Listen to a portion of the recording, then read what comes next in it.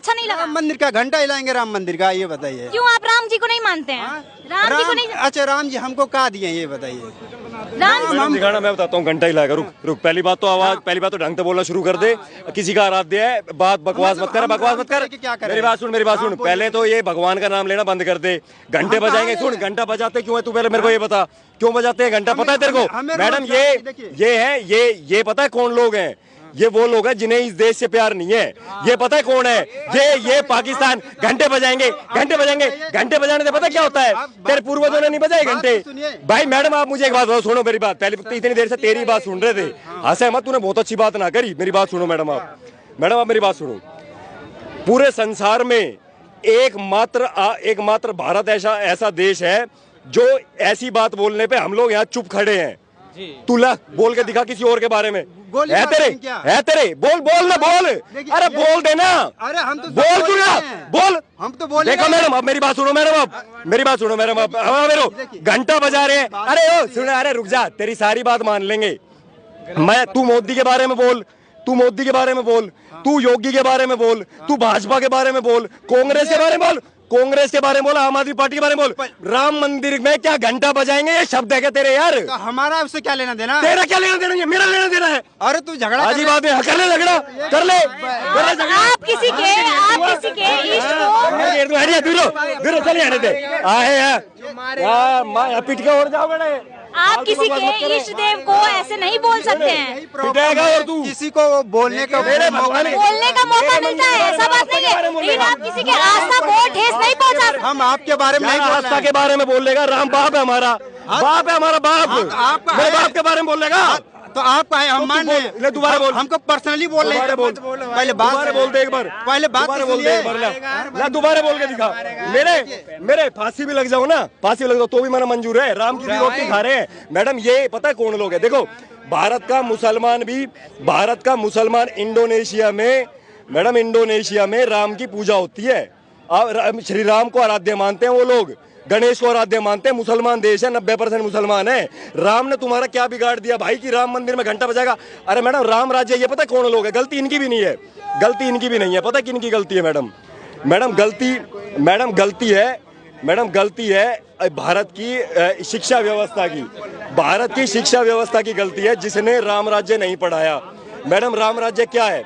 एक बार बुला, इस भाई ने कहा है। भाई एक बार बुलाइए, भाई ने बोला 1 मिनट के लिए। आपको अच्छा नहीं लगा कि राम मंदिर और बाबरी मस्जिद का जो मामला सुलझ गया? मैंने देखो, सुनो, अब मैं भाई से एक बात बताता हूँ। देखो मैंने मेरी आस्था आहत हुई तो मैंने इस भाई को चिल्ला के बोला, ठीक है। अब मैं इस भाई को एक नॉर्मल वे में एक बात समझाता हूँ। गलती पता है क्या है? इस भाई ने पता क्यों बोल रहा है ऐसे? क्योंकि इस भाई को राम राज्य नहीं पता। राम राज्य क्यों नहीं पता? क्योंकि पिछली सरकारों ने पढ़ाया नहीं। मैडम आपको पता है राम राज्य क्या था? भाई साहब मैं आपको बताता हूँ राम राज्य क्या था। राम कौन थे? मैडम राम राज्य वो है जिसमें बादल जो है वो किसानों के वेद मंत्रों से बारिश किया करते। आज करवा के दिखा दो ना, तू अपने किसी नेता से करवा के दिखा देना, अगर एक बूंद भी गिर जाए तो। दूसरी बात सुनो मैडम, राम का राज्य वो है जिसमें चींटी से लेके हाथी तक किसी में भी भेदभाव नहीं है, जहां गरीब और अमीर में अंतर नहीं है, जहां की राज व्यवस्था, जहां की जिस प्रजा का राजा राम है उसमें कोई निरोगी नहीं है, किसी को रोगी नहीं है। मैडम राम का मतलब धर्म से तो है ही नहीं। राम तो वो राज व्यवस्था है जिसमें प्रकृति का कण कण खुश है। फूल जो है उसमें से भंवरे निकल रहे हैं अपने आप। मोर जो है वो चहचहा रहा है। आज आपको मोर की आवाज सुना के दिखा दो ना मेरे को। दिल्ली के अंदर एयर क्वालिटी इंडेक्स दिखा दो ना कितना है।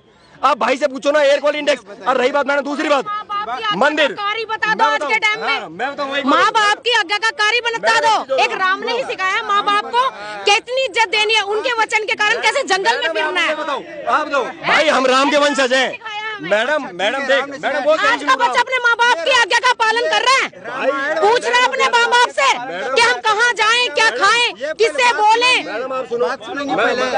नहीं, मैं एक बात कह रही हूँ। आपने घंटे की बात की, उन भैया ने बहुत अच्छा ऑब्जेक्शन उठाया जो यहाँ पे ये लोग नहीं उठा पाए।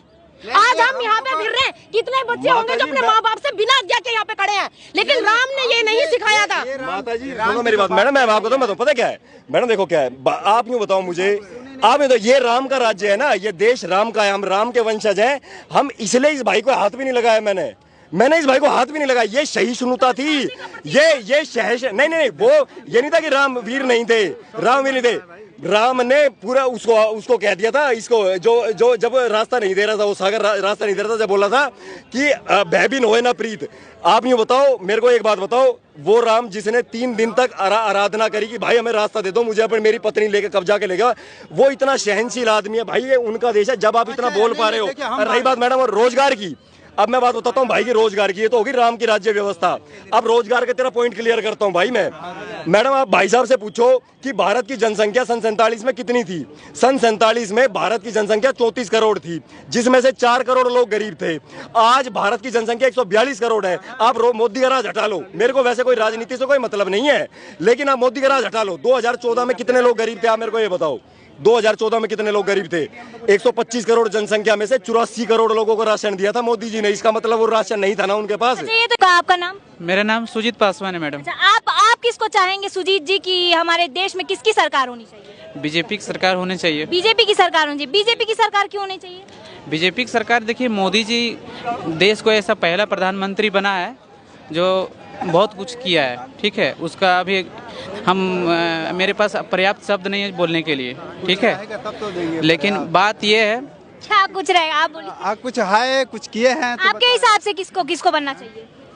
कोई बने, और बहुत से कम से कम 125 करोड़ की अपने जनसंख्या है, कोई और बन जाए ठीक है, लेकिन मोदी न बने। क्यों मोदी क्यों नहीं? क्योंकि वो देश को बर्बाद कर दिया है। क्या किया मोदी जी ने 9 साल में? देश को कैसे बर्बाद? हम बता रहे हैं क्या क्या किया है। रेल बेचा, हवाई अड्डा बेचा, जितने भी हैं प्राइवेट सबको सरकारी को बेच के प्राइवेट कर दे रहा है। प्राइवेट करने से तो आप ही लोग का डेवलपमेंट हो रहा है। किसको दे रहे हैं? आप ही लोग को सुविधा मिल रहा है। किसको दे रहे हैं ये देखिए, अपने खास मित्र अडानी को सारी चीजें उन्हीं को दे देंगे, बाकी लोग का घर। कहाँ के रहने वाले हैं आप? मैं यूपी के रहने वाला। यूपी के रहने वाले हैं। यूपी में कहाँ से? मऊ जिला है। अच्छा, मऊ जिला से हैं। आपके जो है आसपास सुविधाएं बढ़िया ही हैं?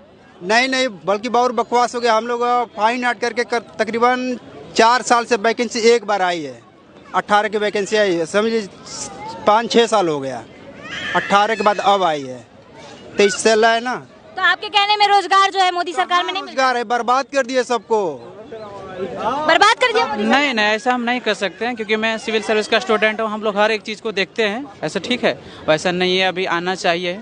मेरा सिर्फ मानना नहीं, बहुत लोगों का मानना है। किसी से भी आप पूछ लीजिए, सिर्फ बोलने से नहीं होता है, उसके साथ दिखाना भी होता है। तो ये बोल रहे हैं कि बेच दिए हैं मोदी जी साहब। देखिए, इनको कोई एक काम नहीं पता होगा, बस ये है कि जितने मोदी भक्त हैं सबको जुबान पे है। मोदी भक्त बोल रहे हैं, कह रहे हैं एक भी काम नहीं पता है। बोलने वाले को मुंह रोक थोड़े पाइएगा, बोलने वाले बहुत कुछ बोलते हैं। इन्हीं से पूछेगा, हम नहीं बोलेंगे। जितने भी मोदी भक्त उनसे पूछिएगा काम, तो काम में नहीं गिना काम गिनवा दीजिए इनको, क्या क्या मोदी जी किए हैं। काम गिनवा के लिए मेरे पास स्पेशल एक दिन आइए आप, ठीक है।